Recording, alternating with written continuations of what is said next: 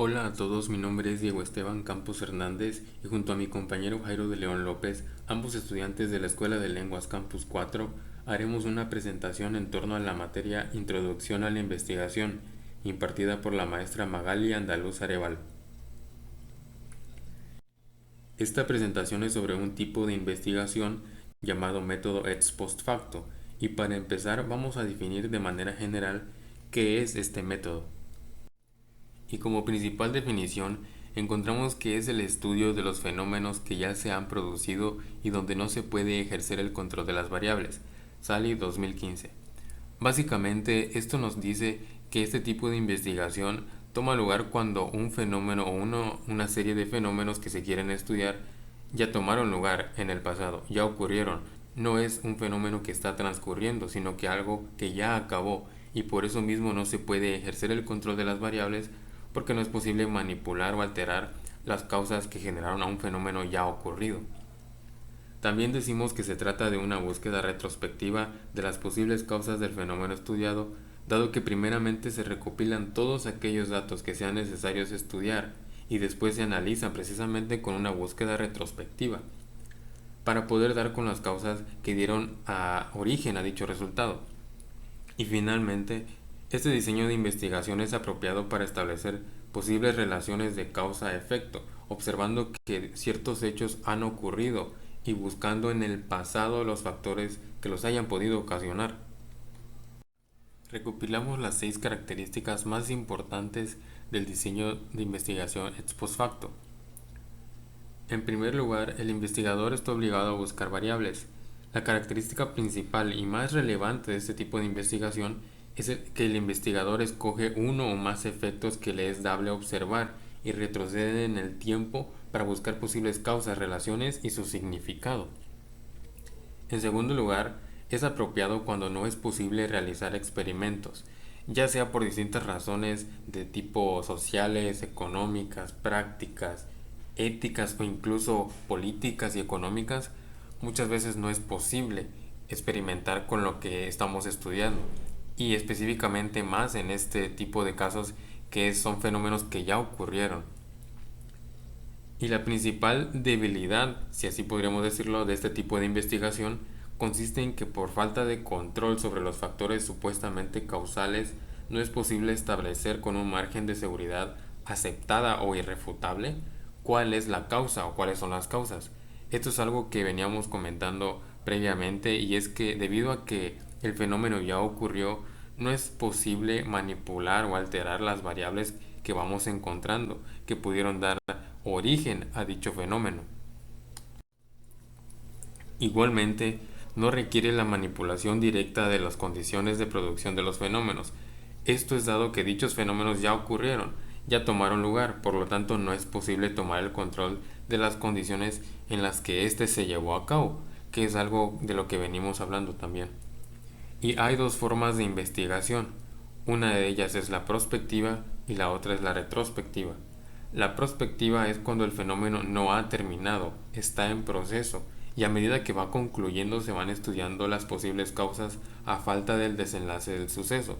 O sea, únicamente estamos de cierta forma esperando la conclusión del fenómeno para estudiarlo con mayor profundidad.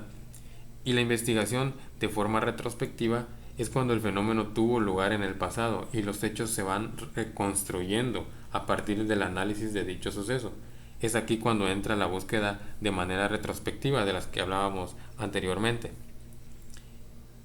Y en último lugar encontramos que proporcionar información útil sobre la naturaleza del problema, y cuando decimos información útil nos referimos a qué factores están asociados, bajo qué circunstancias y en qué secuencia aparecen. Cuando hablamos de cuál es el rol del investigador, nos metemos en la característica principal que acabamos de mencionar sobre este tipo de investigación, y es que el investigador se dedica principalmente o primordialmente a realizar una búsqueda de variables. La tarea primordial del investigador es escoger la mayor cantidad de efectos que pueda observar, retroceder en el tiempo para buscar las posibles causas que dieron origen a este fenómeno, cuáles fueron las relaciones y su significado entre todas estas posibles causas, la búsqueda de variables.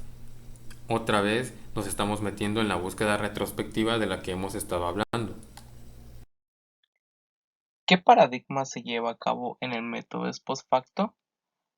Es el paradigma cualitativo, porque utiliza la descripción de las causas de las variables. También utiliza las técnicas basadas en el lenguaje, como son las entrevistas, grupo en discusión, la historia y las técnicas de creatividad social. En este paradigma no es cuantificar la realidad, sino comprenderla y explicar las estructuras latentes de la sociedad para así obtener las conclusiones necesarias. ¿Cómo se establecen las relaciones causales? Las relaciones causales deben cumplir tres requisitos. El primero consiste en la existencia de una variación conjunta entre la variable independiente y la variable dependiente. El segundo es, la variable dependiente debe ser precedida por la variable independiente. Y el último, se debe poder descartar explicaciones relevantes sobre el fenómeno. Ejemplos de establecimientos de las relaciones causales. Primer ejemplo, variable independiente, calificación de un estudiante en un examen. Variable dependiente, edad, género, tamaño del núcleo familiar, el resultado de su examen. Segundo ejemplo, variable independiente, el asesinato de una persona. Variable dependiente, edad, género, escena del crimen y antecedentes. Etapas del diseño ex post facto. En la primera etapa definiremos el problema, del cual hablaremos. En la segunda, revisaremos la literatura sobre la cual trabajaremos. En la tercera etapa, enunciaremos la hipótesis. En la cuarta etapa, describiremos los supuestos en que se basa la hipótesis.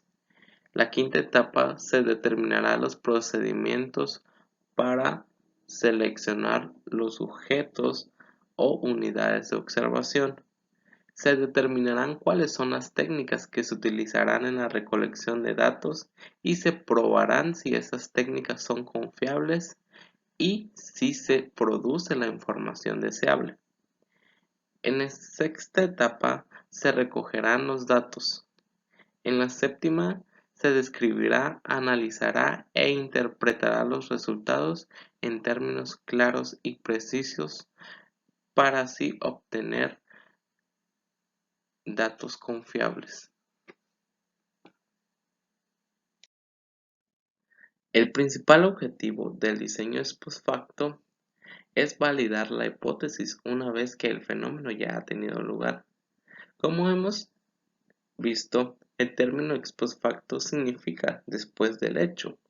En este tipo de diseño, el investigador plantea la validación de la hipótesis cuando el fenómeno ya ha sucedido. Se trata de buscar las causas que lo han producido de una forma retrospectiva en un tipo de investigación. Aquí tenemos algunos ejemplos de investigaciones con el diseño ex post facto. El artículo que elegimos es acerca del estudio ex post facto de la teoría de la mente en niños escolarizados diagnosticados con trastorno por déficit de atención, hiperactividad. Este artículo de investigación presenta los resultados de un trabajo cuyo objetivo fue determinar las características de la teoría de la mente en el trastorno por déficit de atención. Como variables, se evalúan las atribuciones de falsas creencias en el lenguaje pragmático y atribuciones de la mirada. La evaluación de las variables ya mencionadas conforman los objetivos específicos. Como ya hemos visto, el paradigma que se utiliza en este estudio es el paradigma cualitativo, porque utiliza la descripción de las causas de las variables. En este estudio se empleó el diseño ex post facto, con comparación de grupos de casos y controles. Se recolectaron los datos de 36 sujetos, divididos en dos grupos, uno de casos, con 18 niños con trastorno de déficit de atención, y uno de controles, 18 niños sanos. Los instrumentos que se emplearon para la recolección de datos fueron la tarea de la atribución de falsas creencias, el test de la mirada y el test de las historias extrañas de Epe. Los resultados mostraron que el grupo de casos, mejor dicho, los niños con déficit de atención, presentaron diferencias significativas con respecto al grupo control, los niños sanos, mostrando el grupo control un mejor rendimiento inferior en las tareas de atribución de falsas creencias y lenguaje pragmático, mas no se presentaron diferencias en la atribución de la mirada. En el estudio se analizó la teoría de la mente en tres dimensiones. La primera, atribuciones de falsas creencias. La segunda, comprensión del lenguaje pragmático. Y la última, atribuciones con la mirada. Se llegó a la conclusión que la teoría de la mente puede presentarse como el factor explicativo de las deficiencias en las habilidades sociales que tienen los niños con déficit de atención y hiperactividad.